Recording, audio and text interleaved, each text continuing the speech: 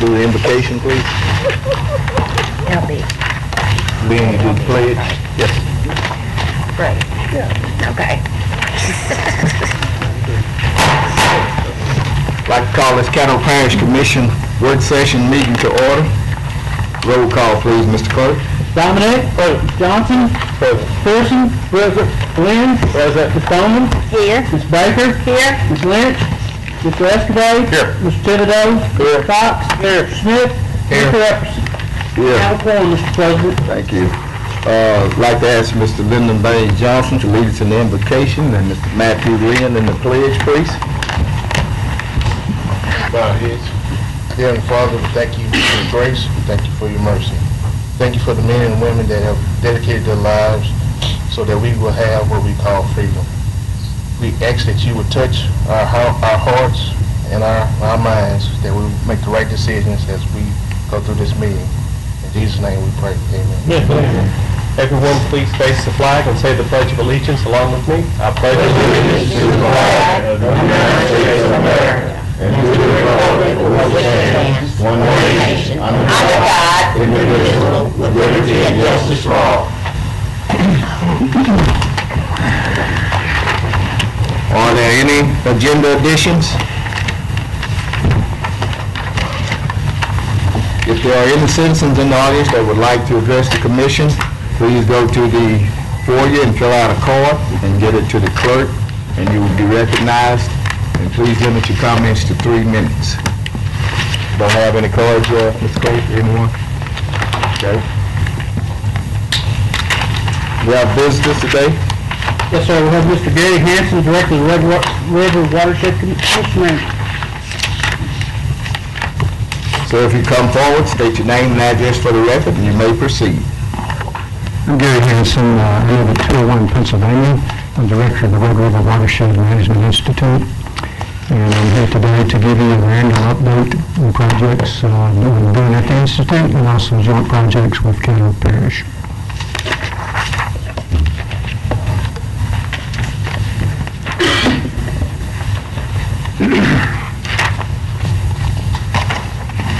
The first slide, you can see a lot of colors on it. The important ones are the dark ones, the dark reds. Those are the projected water supply sustainability index. The darker the color, the worse it's going to be by the year 2050. If you look at our area of the world, notice we're in those darker colors. This is without including things like the development of the Haynesville Shale. For those that are new to the commission in particular, I wanted to just go over some of the Haynesville issues and be aware of what's going on. This is, you may have noticed in the last 4 months or so, I've been doing a lot of talks up on the East Coast and down in Houston about the Haynesville and also some of the other shale plays and water issues. A lot of that began right here with Caddo Parish. To have these gas shale plays, there's some critical things. Advances in horizontal drilling, multi-stage hydraulic fracturing, and the largest thing of all, the availability of large volumes of water. Large volumes of water as related to groundwater. It's not near as much of a problem if you have surface water. You have to have the shales, and they have to be able to be fracked and produce. Price of the product, that's nothing we can deal with here. It's pretty low right now. As it increases, the drilling will increase again too. The multi-stage fracking is the technology that's making this possible. It's very expensive. These wells are about $12.5 million when you drill them and complete them. But there are numerous shales throughout the United States and now the world that are being addressed by this technology. This is a map that was put together in 2008. We had 293 total Haynesville Shale wells. These are completed wells. These are total wells. Notice today, as of the 1st January of 2011, we're up to 1,846 total Haynesville wells. It's a boom, a massive boom. This is a map showing where that gas is. It's been determined to be in certain core areas, For instance, just south of the town of Shreveport and Bossier City, and on into East Texas, and still moving down into East Texas. I was invited to the largest water forum, I guess, in the world in Pittsburgh in September, and was put on the key panel at the end of the meeting to talk about what we've done here to deal with water issues. On that same panel was the head of the new EPA hydraulic fracturing study, Dr. Robert Pauls. My talk basically went over how we've put together a relationship that we can deal with the companies, with the parishes, with the state, and be able to control that water and get a lot of them off of the groundwater. Again, was invited with Commissioner Welch and the head of water for Chesapeake to a meeting of the Marcellus Summit in Penn State. This is a very interesting meeting. It got a lot of press coverage. In fact, Caddo Parish is now known all over the country because of this meeting. And the third, that commission involved the three of us here. We took questions. It is on YouTube. It's not going to go viral now. I'm sure of that. Almost before we left town, there's an article in the Oil and Gas Journal that talked about this Louisiana partnership. And it's given us, even in the most negative blogs for the industry, our partnership is mentioned in those blogs. And there is a problem with perception up in the Northeast right now about drilling for these gas sands. So how did this happen? How do we end up being involved in something like this?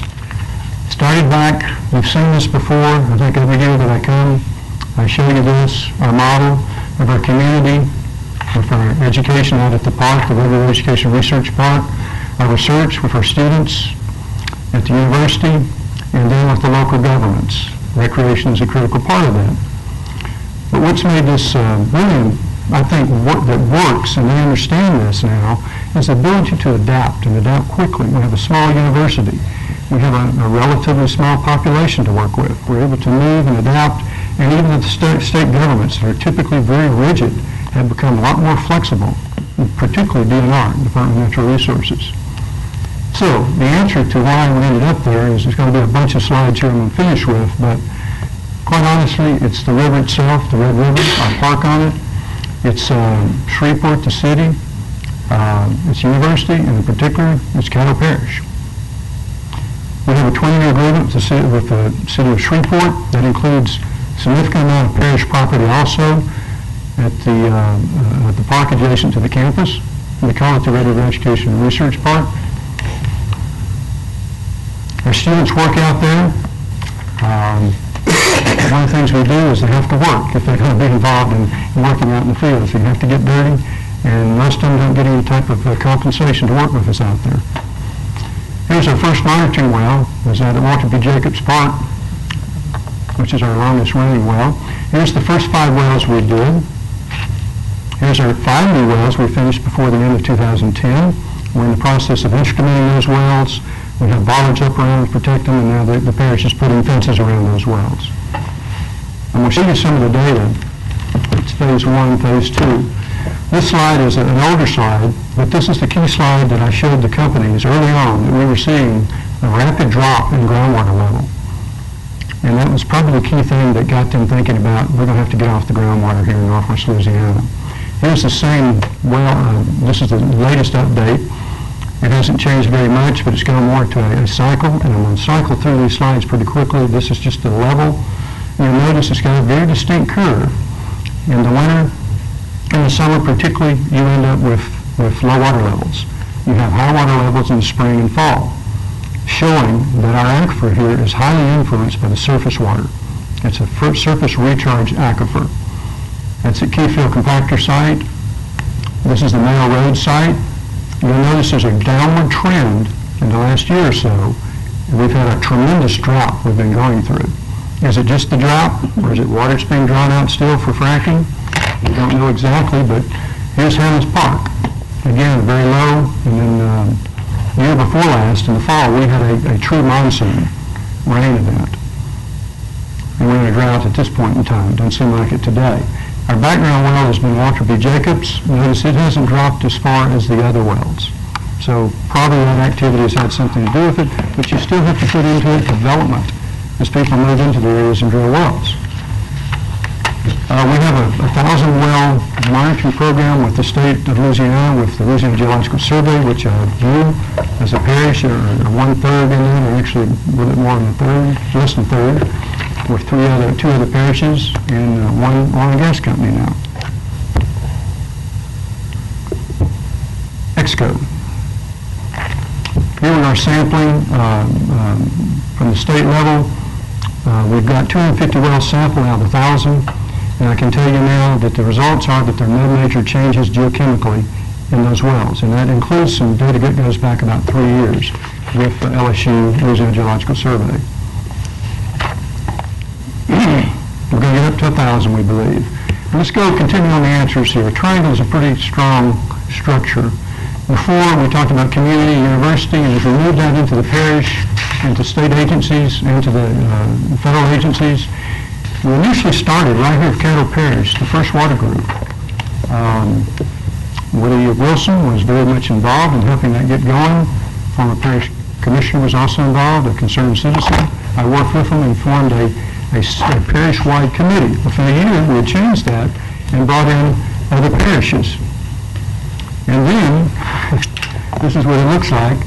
It's a voluntary parish. The Water Resources Committee in Northwest Louisiana includes the parish administrators or police jury heads. And it's a self-organizing institution. I don't go in there and dictate. I'm nothing but a facilitator. Everybody gets together, looks at the issues. We're not restricted to just groundwater like the state has been.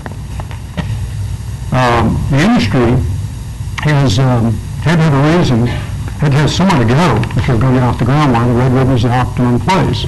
We had to work really hard with another committee, which we set up through LSU Shreveport, and as a subcommittee under the larger regional committee. And this group, the Water Energy Working Group, as we call it now, has been very critical in being able to shift the industry from groundwater to surface water. And this is the model. All this that you're looking at here is the model that we've been presenting around the country, starting with Caddo Parish. This is the Water Energy Working Group. We have regulators sitting across the table from oil and gas operators. A lot of people on board now. And in general, they're doing very well, particularly large companies. We have a few laggards that we're working on. Again, this is done voluntarily by the oil and gas companies. The other issue was interfacing with the state of Louisiana, Office of Conservation. They have no real authority on surface water. So we were doing something that no one else was doing, and so we did it on our own to a degree, but we started working closely with them to coordinate. And we now have a Surface Water Act, Withdrawal Act, 955, the last legislation. So what does this come up with? The state has put in a lot of important things in their requirements to the operators. One is putting exactly how much water you withdraw, whether it be surface or groundwater, GPS locations, and all that data has been fed in. I know this is hard to see. This is Chesapeake. This color is for surface water. Went from almost 100% groundwater to 80% surface water. Chesapeake is in here. Two other larger companies show up. Petrohawk shows up pretty heavily, and Canada, the big three, show up very well. And we also developed a whole new discipline, having someone actually in the field to work with water for these companies. So the risk and perceived risk, we've had a blowout situation in the southern part of Shreveport last year with Exco. I was involved in that, and so were a lot of the members here got involved. One of the issues that we're concerned about is the way it's looked at on the East Coast is these drawings that keep coming out showing fracking occurring right at the surface, which is way distorted. Almost every government agency does this. Even some oil companies have done it. This is more like what you're looking at in the Marcellus. We'd have to go another 5,000 feet for the Haynesville to actually show the scale. This expert workshop is the first hydraulic fraction workshop ever held by the Water Research Foundation, included as a member the head of the nationwide study by the EPA, Dr. Robert Coles. He emailed me yesterday for some information. These were experts from all over the United States. An amazing group got together to talk about these issues. I wish it was publicized and out to the press, but it wasn't. One of the technologies that was brought up there is something called microseismic mapping. This technology was developed in the 1980s by the Department of Energy. This is a well-known technology. And in that same time frame, DOE drilled vertical wells and horizontal wells, then they mined back to the wells to see what fractures actually look like and determine how they stopped and why they stopped. This is able to be presented to the major, the Deputy Commissioner for New York Water System, Philadelphia. All those people up there were able to meet in this workshop. There literally is no way that a frac job is going to put water up to ground, up to near the groundwater from a frac job. This is, as you go deeper to shallower, this right here is happens to be the treatments that are occurring in the Marcellus. They have thousands of mapped. Here's your water table up here. The wider the span is where it's getting wider. As you go shallower, it gets narrower and narrower and narrower. And what we're looking at really is there's no risk to groundwater from fracking operations. You hear it from the East Coast. They're not understanding the data. It's become a frenzy up there. Here's one actually in the Haynesville. And what you're looking at is a very small section down here, around 10,000 to 12,000 feet. That's as far as that frac goes. There's too many beds between the surface and where these fracks are occurring. 60 years of fracking, 2 million treatments, and there's absolutely not one case that is confirmed where an aquifer has been polluted. And I'm sure that's what the panel and the group that's being formed right now is going to find out. Our well on the south side of town, we learn from each problem. When the cows died, we learn from that. We've got to be able to put in secondary confinement and not let spills get off location. In fact, not let them get into the aquifer. Here's a picture of the well, I guess at the worst amount of gas flowing out of it. We learned some things. Number one, there are 9 monitoring wells out there by the state. We have no detects of gas moving off that location. Exco is actually running a separate 16-inch casing just over the aquifer on all of their wells. When we look at these best management practices, this is what you should be looking at to the oil companies. Are they doing these things in the complete cycle of the well? Are they taking care of spills? Because spills are the problem.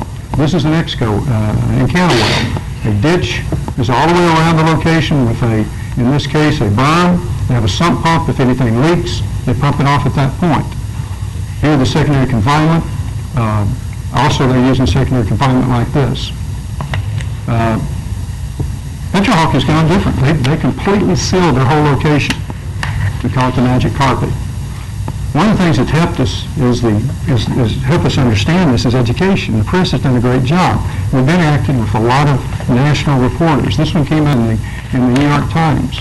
This one's actually a page and a half in the New York Times. Worked personally with Cliff Krause. He had another reporter. They took, in this case, DeSoto Parish. They took a parish in Pennsylvania and compared the two of what the feeling of the people are about development of wells and fracking. Also, the Haynesville Shale movement, which I also work with the director on, has been doing very good to get a balanced picture out there of how this happens.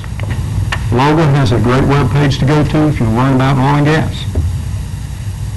I want to follow up on this. Exco was going to make a deal with International Paper Company to build a 9-mile pipeline to move 12 million gallons of water today. There's the pipeline in place today, and 12 million gallons is being pushed up that pipeline to be used for fracking on all of Exco's wells, and probably will end up going to other operators in the area. Halliburton's come up with a complete green solution, a frac fluid that's made of only food products. There will be other companies coming out with those. Getting to the park, one of the things that we've been working on is getting our building in place out there. We got a little help from Anderson Oil and Gas a year or so ago. We need a little more money. EPA paid most of it. This is what it looks like pretty much today. It's finished. Great view over the lake. And this is actually a classroom for the students, K through 12, outreach for all of Caddo and other parishes in the area to come work.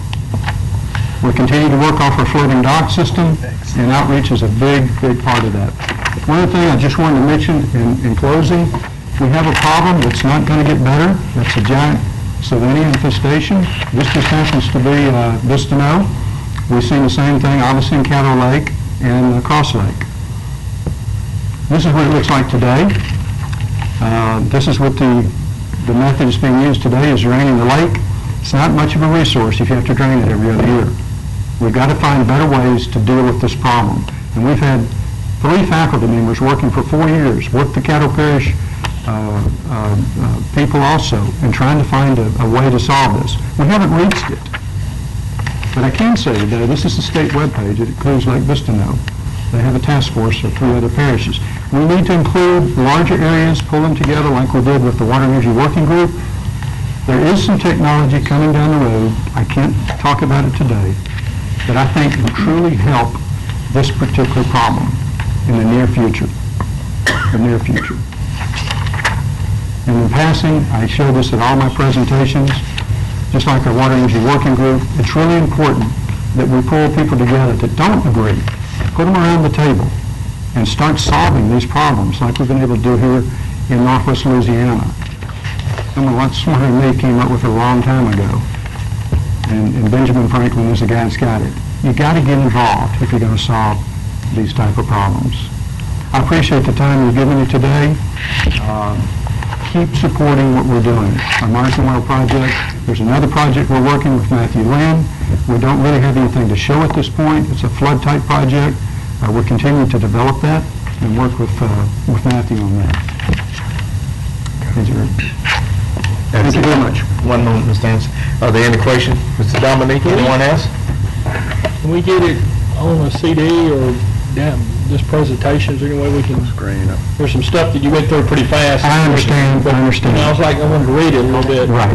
Is that possible? That is possible. I took some slides out just before the beginning, some that I can't give away. That's fine. But these... what you went through today was, Yes, I can do that, and I will do that. Make it available to you. That's all I have. Mr. Cox? Warren, thanks for all your help that you've done for us over many years that you've worked on this.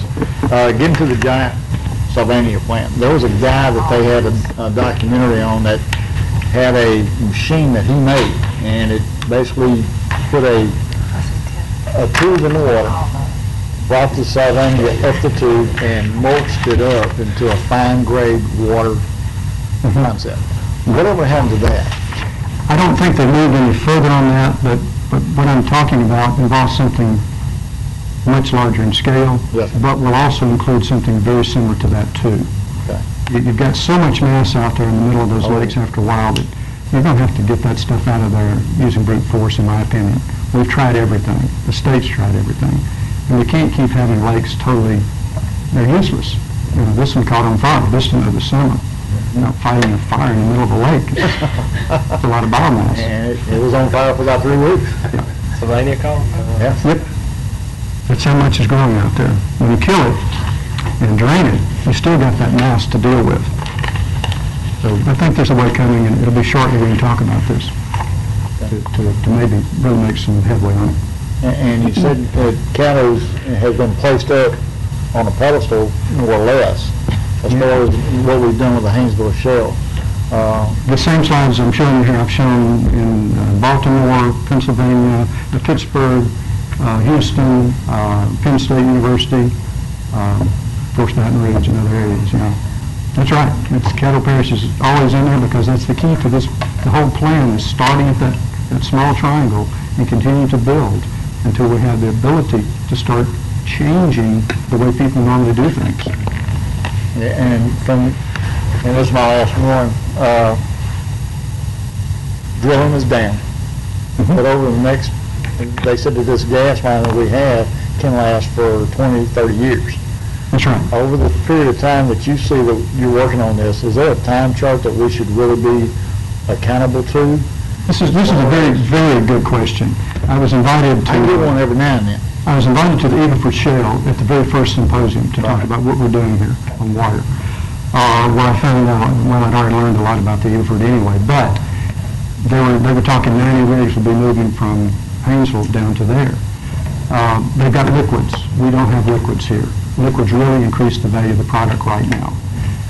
Over the long haul, as that price comes back up, there's going to be continual development here.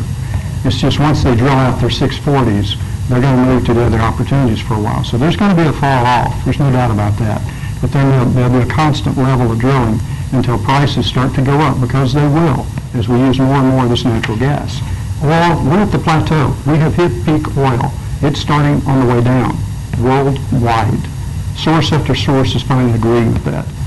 So natural gas is critical for this country. And we got one of the largest deposits in the world. Thank you. Yes, good day. here I want to thank you for being here today and just thank you for your efforts. Been very fortunate that when the Haynesville Shale came, and it came fast, that we had an organization or structure in place to deal with it. I think, just personally from my observations, that we've been able to use the benefits of the Haynesville Shale to our full advantage while doing minimal impact to our environment. And I don't know if there's any other community that can say that. I think the problem with Pennsylvania, New York is they don't want to understand the science because the emotion and compassion of the argument overwhelms the ability to open one's mind and look at the data. And that's fine. If they don't want to produce their gas, we have plenty we can produce. But due to the ongoing efforts, not only does this address the voluntary cooperation of most of the oil companies and drillers here, and that was very good. But we have other ongoing concerns. As you know, even without the Haynesville Shale, and as you've shown, it's had minimal impact. Our aquifers have been at risk and are going to be at risk for quite some time. Before the meeting, I was talking to Mr. Wilson. We have communities in this parish, 200 and 300 homes, that can't use their water wells. It has nothing to do with the Haynesville Shale or anything. The water's contaminated. It has, too high levels of carcinogens or whatever you want to call it. So water, despite the Haynesville Shale, has been and will be a problem, and it's not going away.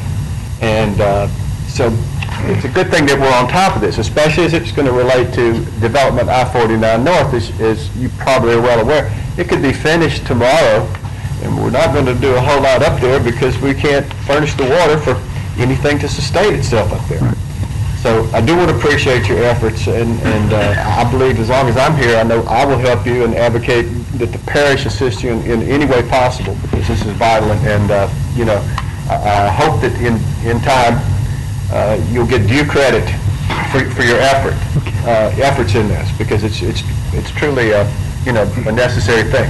And as we talked about before, we can have all the bottled oil in the world and all the natural gas in containers in the world, and if we don't have any water to drink, we're not going to be living here. And we do have the water. It's surface water mainly, but we have the water here too. We have the gas, we have the water.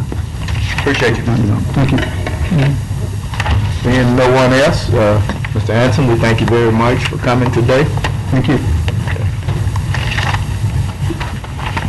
Next item, Mr. Clerk. We have reports, administrative reports, sir. Good afternoon, the commissioners. We just have one report for you today. I'd like to ask Mr. Kent Rogers from the email call to come forward to give you all an update on I-69's progress. Good afternoon, everyone. Kent Rogers, Executive Director, Northwest Louisiana Council of Governments, 401 Market Street, Shreveport, Louisiana. Passed out a sheet earlier, kind of gives you an overview of I-69, both within Louisiana and across the whole country. As you may remember, I-69, within Louisiana, we have 3 sections of independent utility, numbers 14, 15, and 16, progressing from Arkansas, El Dorado, Arkansas, down to around Tenaha, Texas, through Houghton area, Stonewall area, and out to Tenaha from that point. Section 14, we should be receiving, hopefully within the year, shortly in the beginning of this year, what they call a record decision from Federal Highways and EPA. They're waiting on some concurrence of some of the takings for some of the wetlands that they would be crossing through from the Corps of Engineers. Section 15, we're still trying to work some things out with the Ag Center, the Pecan, the research station down near the port area. We have basically 2 crossings of the river that we've been looking at. The northern crossing cuts through the Pecan station. We've looked at minimizing the impacts and whatnot to them, and the best alternative that we've come up with so far would basically be just a functional replacement of their facility, and looking at a potential of that functional replacement adjacent to the property that they have in Bossier Parish. The southern crossing would pose some other problems because that southern crossing, part of it crosses through the Lucas sludge field, so there's some other environmental concerns there. So we have a problem one way or another, whichever crossing we use. The next section, section 16, that leaves from the Stonewall area and travels out to Texas. Texas has been the lead on that portion, much like Louisiana was the lead on the El Dorado and Houghton section. That project has gotten quite bogged down in Texas. It was tied in with what they call the Trans-Texas Corridor, which was basically looking at a mile-wide right-of-way, putting in separate rail, separate water lines, utility lines, separate trucking facilities and regular transportation facilities, all in one corridor. Kind of got bogged down along with that and with some of their tolling initiatives. We briefly talked with DOTD here in the state about trying to move forward with that project, at least from Stonewall to the Louisiana state line, and continue that process on so that it doesn't, bog down any further. Across the country, there's several pieces of I-69 that are underway. There's actually a few pieces that have been opened. The most recent one being in Mississippi. That project, that entire section, was actually paid for through one of the casinos that they have in their area. They use the casino revenue to do construction of a phase of portion of I-69. We're hoping to get some substantial money for this project through the reauthorization bill for the federal transportation bill. Don't know when that's going to come out. We're hoping we'll start working on that process this year.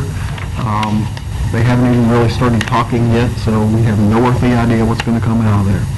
And something I was telling Mr. Wilson about just before we started, I received an email that Governor Jindal will be here Wednesday at 2:45 in the chamber, at the Shreveport Chamber, to make an announcement regarding the funding of I-49 North. Not sure what that announcement will be, but we basically are only lacking 2 sections of I-49 North for funding, so hopefully it's one of them. Questions, comments? Don't see anyone. I got one. Oh. In Texas, especially, near Houston, the I-69 corridor is basically the 59 route. Correct. And I was wondering if, and I was just looking at the map, I thought maybe that would continue up through Arkansas, toward Texas and Arkansas, but evidently it doesn't go that way. The main, what they call the main line corridor for I-69 is Indianapolis, Memphis, Shreveport, Bossier, Houston, down into Brownsville, Laredo area. Yeah. There are, and I'm trying to remember the number off the top of my head, I think there's 5 or 6 what they call spurs along the corridor. One of them is actually in Arkansas, spurs down from I-69 down into Arkansas a little bit. One of them is the rest of 59 from around the Tennehaw area up to Texarkana area. There's a few other spurs out and around throughout the project, but the main line corridor is that portion which crosses through our area. Okay. That's it? Anyone else? Okay, thank you, Mr. Rogers. Appreciate it. So that concludes our report for today, sir. Okay, thank you. Communication commissioners. I have some. Okay, let's see, we got Mr. Johnson. Push your button, Mr. Pierce. I thought I did. Still not showing. There you are. Okay, Mr. Johnson? Yes, I've been receiving some complaints of trash along the road of North Lakeshore Drive to the trash compactor. See if we can get somebody to help clean that up. That's it? Okay, Mr. Pearson? Yes, I passed out, I got 2 things. And the first thing is that I passed out a sheet in response to, a couple of things. But basically, we've said before, I think Adam published it in the onset, that the the proceeds that been allocated from the commission will not go to purchase the alcoholic beverages, but it seems like that's kind of taken a life of its own. So what we're going to do, and what my plans are, is to introduce this amendment to the ordinance that's up for final passage. And that I just passed out to you. It will come immediately following, preceding the severability clause, and add the following: be it further ordained that no funds appropriated herein shall be expended for the purpose of distribution of alcoholic beverages. And I'd like to add that amendment, well, I plan to add that amendment for final passage on Thursday. And that's just, basically for information, unless you have some questions about it. Second thing, Mr. President, if I may, I don't get on soapbox but once a year. This is my one time, and I'm gonna try to make this a short one since our meeting is short. I need to respond, and it worries me to Mr. Suttle's, and I say that loosely, Mr. Suttle's article and his reference to the issue of our taking compensation, the 2% compensation that's provided for in our bylaws, and I'm not opposed, and I want everybody to understand, I'm not opposed to any opposition of any position that I take. I'm not opposed to that at all.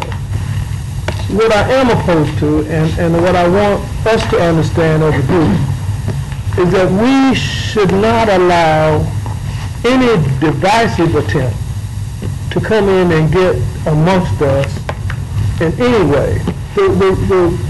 And what I mean is the reference to the black commissioners voting one way and white commissioners voting another. The reference to that issue is divisive.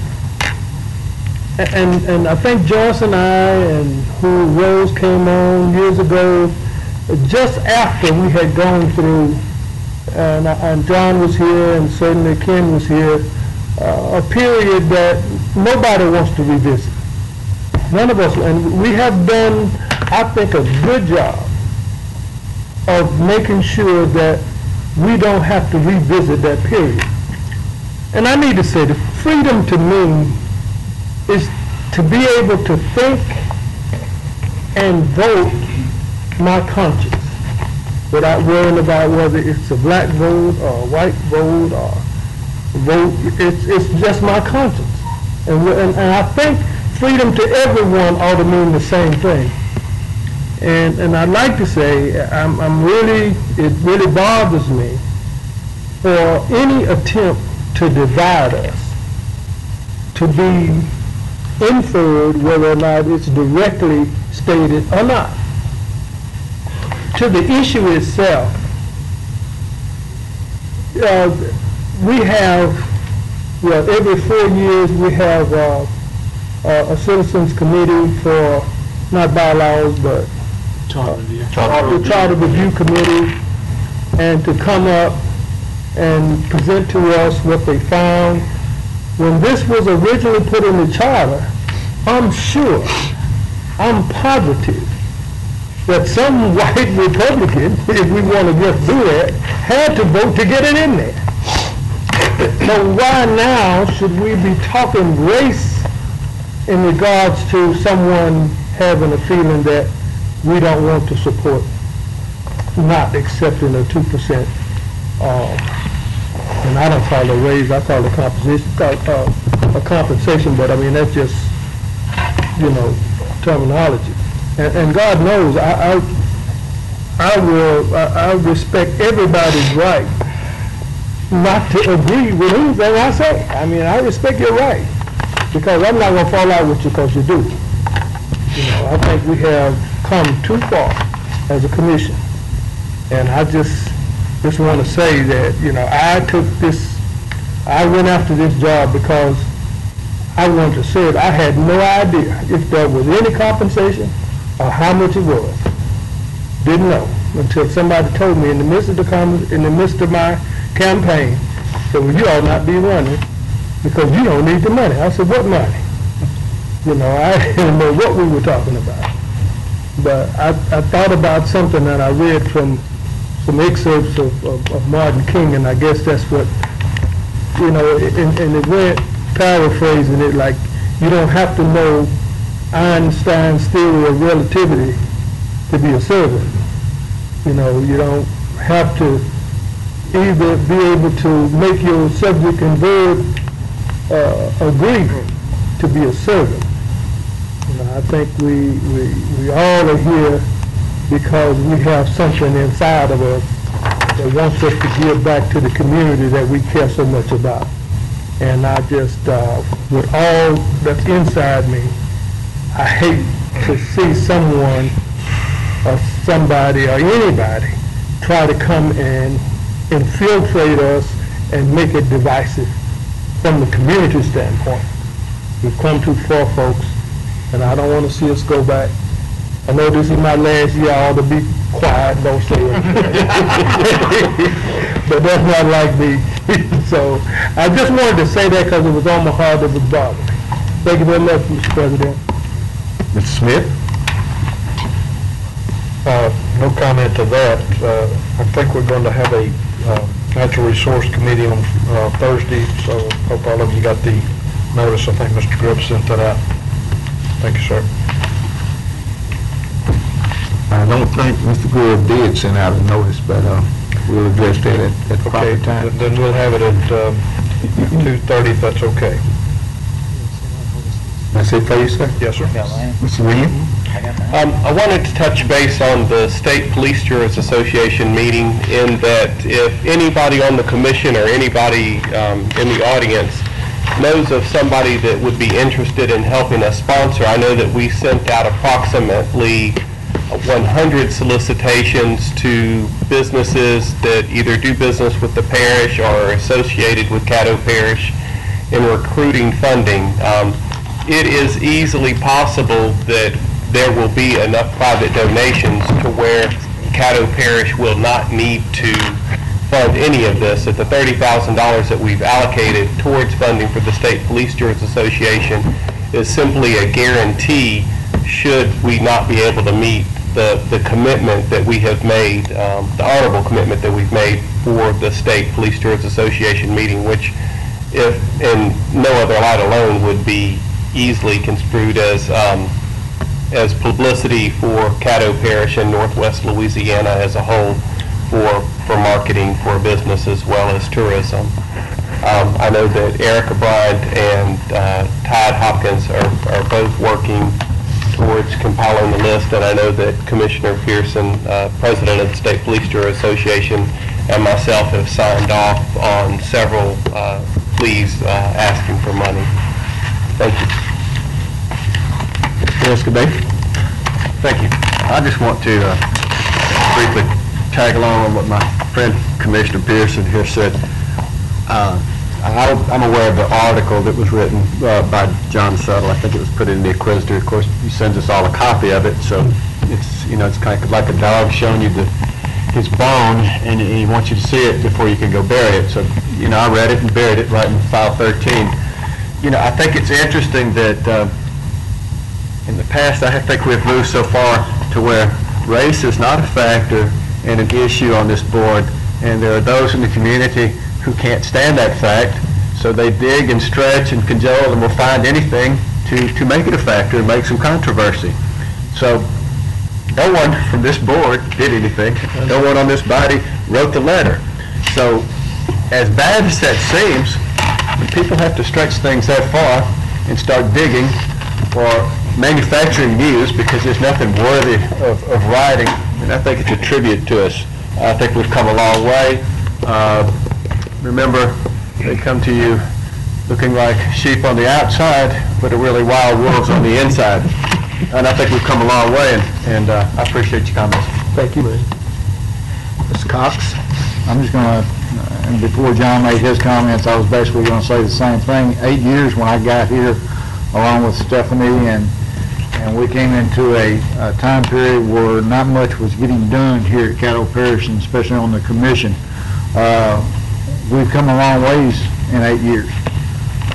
As my mentor, and I tell this to everybody, I had plenty of teachers my first year here, and I looked to Mr. Pearson as one of those persons that I could sit down with, talk to, and understand where, as a parish, we needed to go, not as an individual, but as a parish.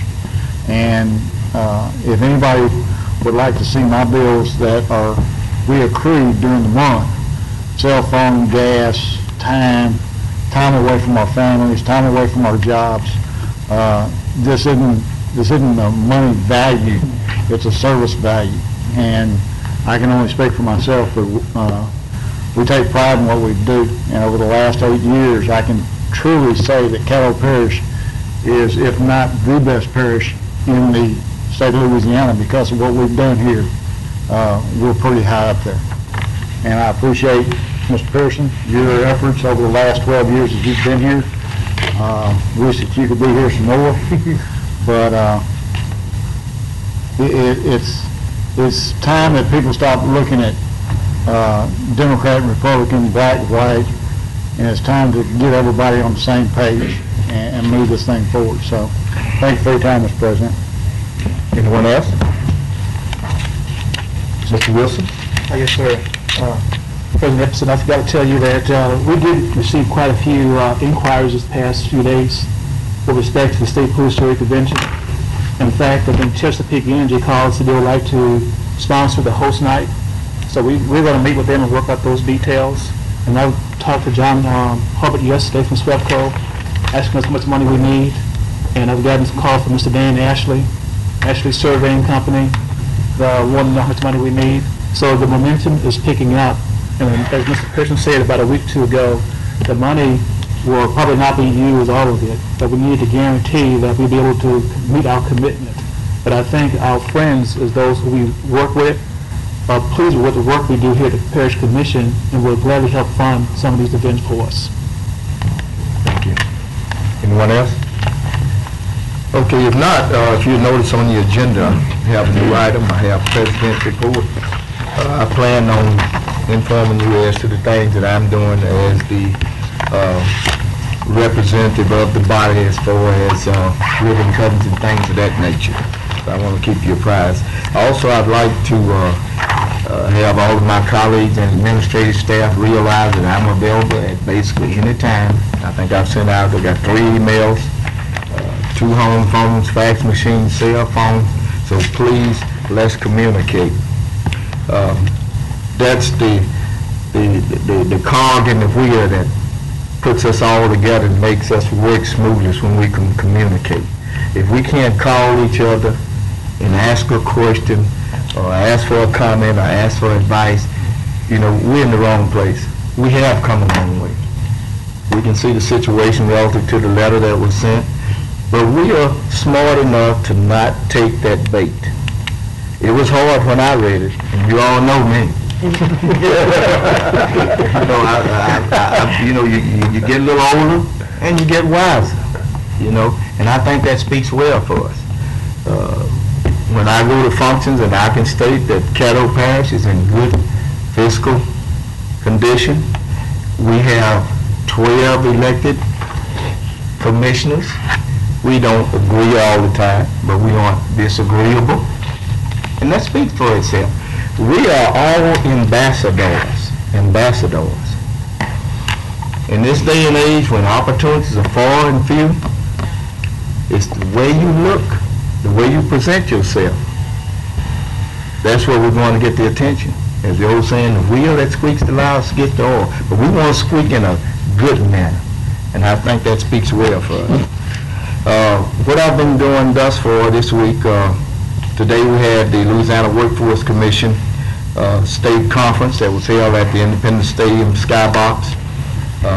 We had people from all over the state attended. It was at 12 noon today.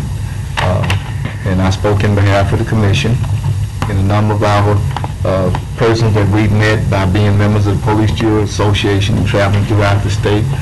Wanted me to give my regards to a number of my colleagues here because they know us from the work that we've done throughout the state.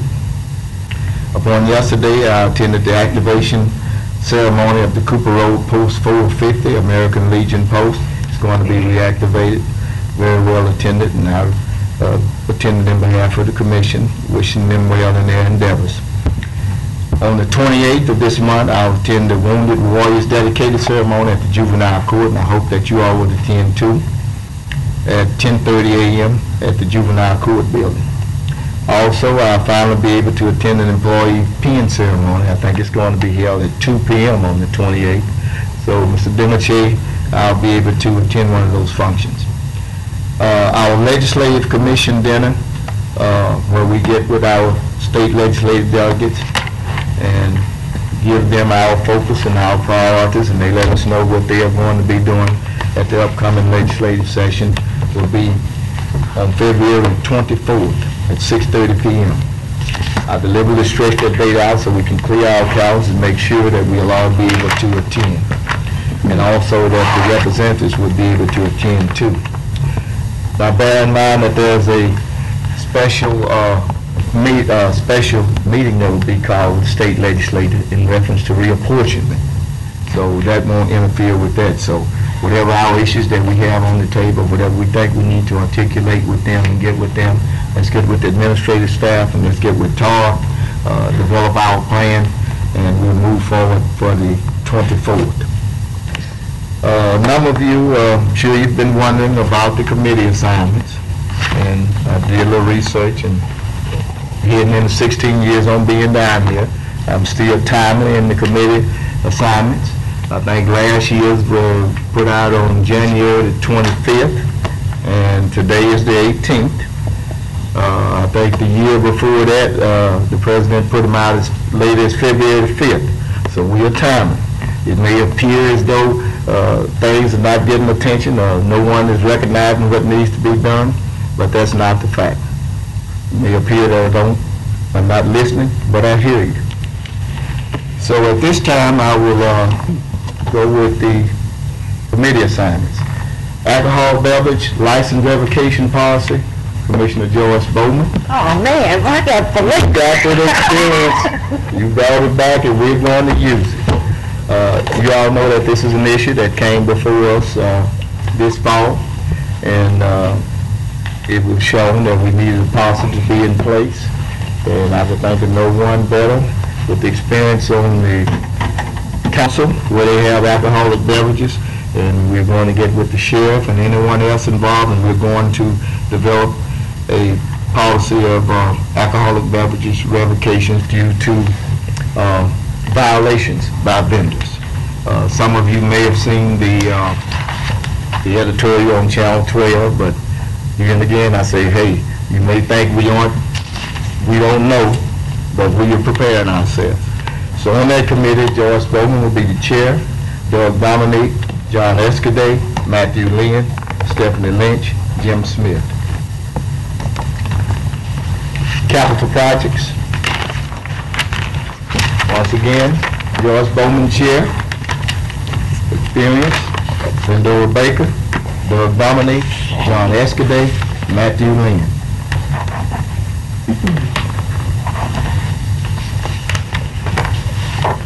CBOs, the NGOs, Trust and Reserve Funds Appropriation, Stephanie Lynch chair. CBOs stand for Community Organizations. NGOs, Non-Governmental Organizations, our Trust and our Reserve Funds Appropriations. We speak about transparency, and nothing bothers me more than to be in a budget meeting where we feel as though everything has been hashed out in committee and put into place, and then we come up with something different.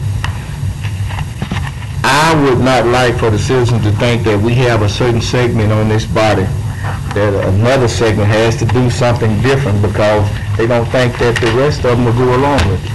So what we're going to do is we're going to look at these funds openly, and if what we're going to salt away and put into the Reserve Trust Fund, we're going to discuss it openly, where everyone will get an opportunity to participate and make a suggestion or a proposal relative to these funds. And I think it bodes well for transparency to our citizens, and nobody had to say that a group of somebody got behind closed doors and brought something out. On that committee, Stephanie Lynch, chair, Lindora Baker, John Escaday, Lyndon B. Johnson, Matthew Lynn, Mike Thibodeau. Okay, we'll Code Enforcement, Property Standards, Lyndon B. Johnson, Chair. I think this is a good area for Mr. Johnson to get his feet wet. He does have a portion of a rural district. I think we're at the point now where we need to evaluate our code enforcement property standards. I think it's been in place now going on 2 years. On that committee, David Cox, Doug Dominique, Jim Smith, Mike Thibodeau. Mr. Johnson. Constable Salary and Study, Mike Thibodeau, Chair.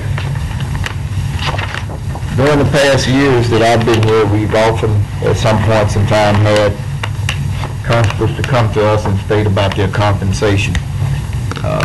This is a committee that I think we can get with them and evaluate and review what they do and see what best route we should take in the future. And I imagine it's possible that this could involve something with the state. Mike Thibodeau, Chair, Doug Dominique, John Escabay, Lyndon B. Johnson, Jim Smith. Facilities, Space, Utilization, John Escabay, Chair.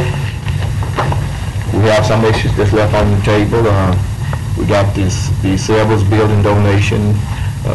We got to kind of cap the building up. We have the commission clerk's office. I think they're still on the table that was due for revamping, so we stated that we would wait until the incoming commissioners in the new year come forward before we finish this up. John Escabay, Chair, Joyce Bowman, David Cox, Lyndon B. Johnson, Carl Pearson, Sr. And also on this, Mr. Escabay, if you would, I would like for us to, maybe under this too, since we're talking about facilities, let's look at reviewing our security. I think we're at a point in time that we need to look at our security. I've received some concerns about what people see when they enter this chamber relative to security. Mr. Escabay. Industrial Park Study Committee, Doug Dominique, Chair. Of course, we went through some situation with our industrial park last year. I think we're at a point in time where we need to look at all of what we have. We need to review and evaluate where they are, where they came from, where they are now, where we'd like them to head in the future. I think we need to look at the amount of funds that we're expending on them. What are we doing to aggressively market those sites to see if we can get something there? And I think we need to look at thinking out of the box, looking at some situations other than industrial plants, because it appears as though that's a thing of the past now. So we need to look at some innovative means of putting someone in those parks. On that committee, Doug Dominique, Chair, Lindora Baker, David Cox, Lyndon B. Johnson, Matthew Lynn, Carl Pearson, Sr. Dominique.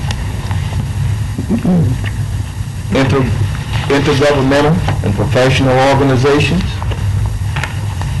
Carl Pearson, Sr., Chair. Intergovernmental and professional services or professional organizations will deal with our situation that we have our council, we have our school board and the commission, we have our meetings there. Also, we'll work with our state legislative delegations, our federal delegations. And I think in this committee too, I believe we should also look at addressing where we are on our lobbyists. I think some situations or some concerns came up in the past about our lobbyists, so to this date, I really don't know the status of where we are at our lobbyists. So I think this should be encompassed under that committee also. Carl Pearson, Chair, Joyce Bowman, Lyndon B. Johnson, Matthew Lynn, Stephanie Lynch, Mike Thibodeau. Mr. Pearson.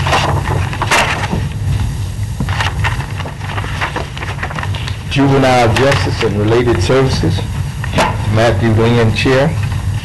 Mr. Lynn has been very diligent with that committee, so he knows where we are at this point in time, where he needs to pick up on that committee. Lindora Baker, Joyce Bowman, Doug Dominique, Stephanie Lynch. Oil, gas, water, and mineral resources. Jim Smith, Chair. Basically, this is the situation we have with the natural resources. I just gave it basically a different name. The responsibilities and duties would be the same. There were some issues that were still left on the table. I would think of no one better than to continue them. Mr. Jim Smith, Chair. Lindora Baker, Joyce Bowman, Bill Dominique, John Escaday, Lyndon B. Johnson. And Mr. Johnson, we really going to be looking towards your expertise because of your training in homeland security and the different resources that you deal with in your vocation to be very instrumental in us. And I also would like to get some input as for security, because you know the training that we have in security at the refinery. Parish and Urban Economic Development. And we have 12 commission districts. The major population of Caddo Parish is the city of Shreveport. A number of our districts encompass all the portions of the city. So therefore, I think we need to look at what we can do to bring retail establishments, restaurants. We're in dire straits now. We've got to think out of the box. We've got to see how we are marketing ourselves. We need to collaborate with the city. We need to collaborate with the school board and any other economic development entities that are out there and see what we can do to bring some economic prosperity to our district. Every meeting I go to, people want more nicer restaurants, they want stores, they get tired of everything being over on the Euro Drive corridor. We can grow west, but we need to aggressively market those areas and some of these urban areas that's becoming blight. We need to look at the Rust Belt over in District 6, over there where Mid-Continent Steel used to be, in the Hiker Corporation. We need to see if we can get the attention of the movie industry. Those big, large facilities that's standing there would be ideal for production companies, just like the new one they're building downtown. Possibly they could build a satellite one within those areas. Lindora Baker, Chair. David Cox, John Escaday, Jim Smith, Matthew Lynn, Carl Pearson, Sr. Personnel Policies and Procedures, David Cox, Chair. Like to continue to focus on looking at our bylaws through that particular committee, personnel policies, possibly employee benefits or other issues, and we're realizing that we can't take the primary initiative to do things as it relates to parish employees. However, we can make suggestions, and also we can act off of requests from the administration. And I think under this particular committee, I think our charter review could also be under there. It wouldn't be a bad idea. On that committee, David Cox, Chair, Lindora Baker, George Bowman, John Escaday, Lyndon B. Johnson, Stephanie Lynch. Cox. Okay, that ends all of our committees. Appreciate your patience. Mr. Escaday and those of you that called and made requests, I appreciate that, because as I stated, if we don't communicate, you know, it just leaves so many things that can come out that are not facts. And once again, I ask all of you, if I send you an email, please respond to my email. If I call you, please respond to my telephone call. I'm in this to do what I can do to continue to make Caddo Parish Commission the best that it can be. And it can only be done with all 12 of us working collectively together. Thank you. Any questions? Any more comments? Okay, yes, okay, we got Mr. Thibodeau. Anyone else? Okay. It's earlier. Okay, we got Mr. Thibodeau first, Ms. Baker, Ms. Bowman. Okay, Thibodeau. All right. In defense of the Euro Drive corridor, which is in my district, I just want to say that I don't recall the parish nor the city ever refusing to take any of the tax revenue that's generated down there. Those of us who happen to live in that area don't like the traffic either. But I can assure you that there is nobody opening up new business down there because Mike Thibodeau is on the commission. They open new businesses down there because that's where they feel like they can make the most profit. So corporations are not going to go somewhere if they don't think they can make a profit. No more than I would open a business or you would open a business somewhere where I didn't think I was going to make a profit.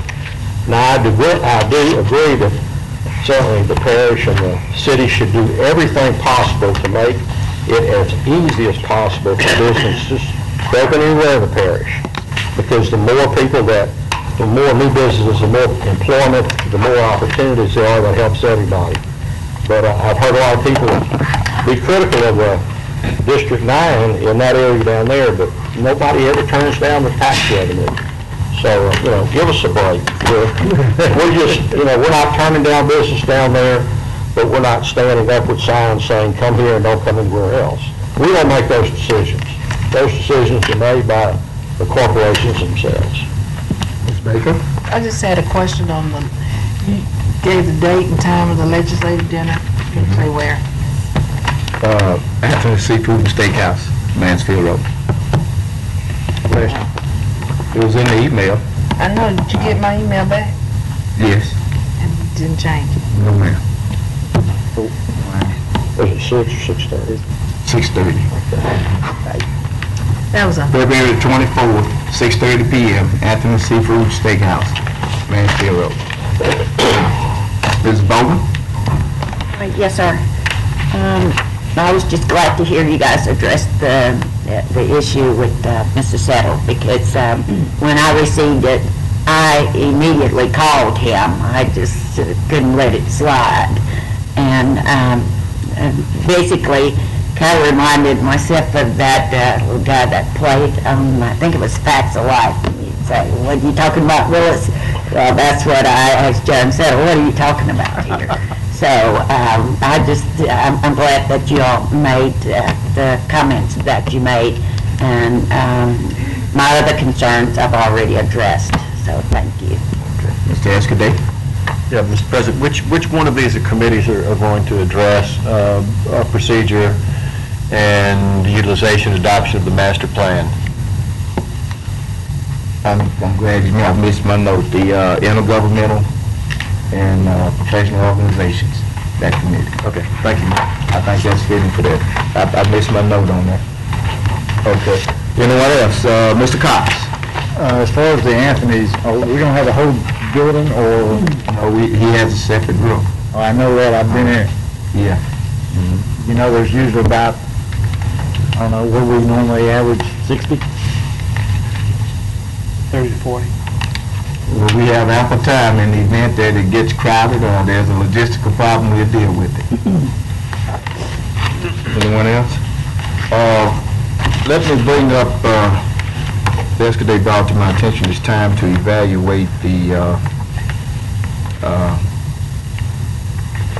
administrator. And I don't think I mentioned that one either, did I? Okay, I'm sorry, I missed one.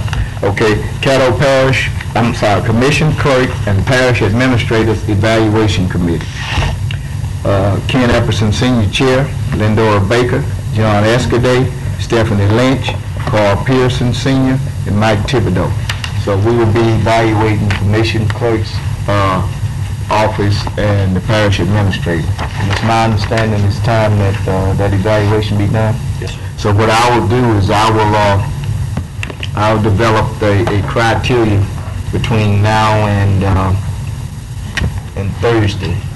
And if we could, I'd like to set a meeting immediately following Thursday's commission meeting for the purpose of evaluation of the parish administrator.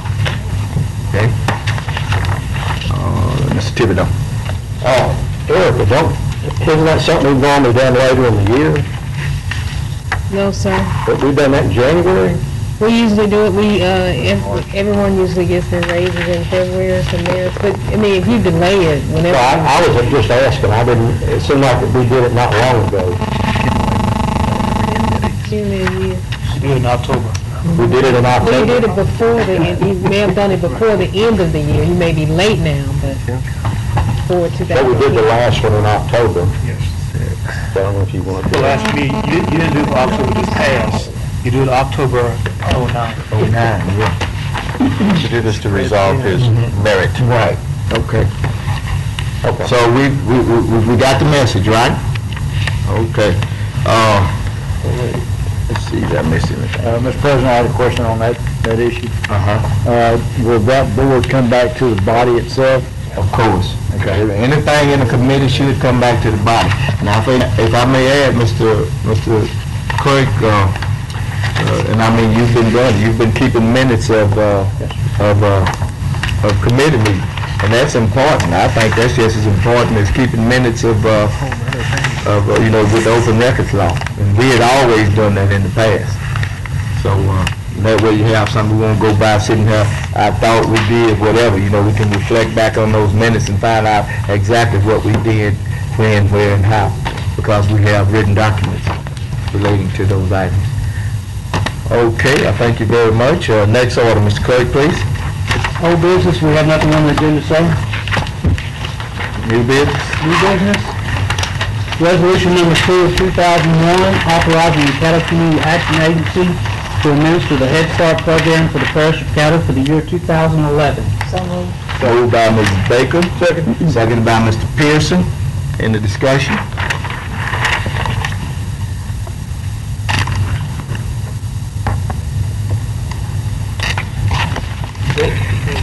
Okay.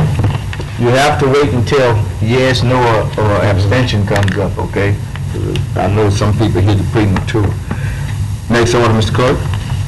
Resolution number 3, to authorize Louisiana State Mineral and Energy Board to accept nominations and advertise for oil, gas, and mineral leases, accept bids, and award and execute oil and gas mineral leases as requested by Tapper Resources. Move to Thursday. Moved by Mr. Lynn. Second. Seconded by Ms. Bowman. Any discussion? Move to Thursday. Next item, please. Authorize Caddo Commissioners to attend Washington Mardi Gras February 10th through 13th, 2011. So moved. Moved by Commissioner Baker. Second. Seconded by Commissioner Escaday. Question. Comments? Mr. Thibodeau. How many commissioners will be going? Mr. Wilson? 3. 3. Okay, thank you. Okay, let's vote to move for Thursday.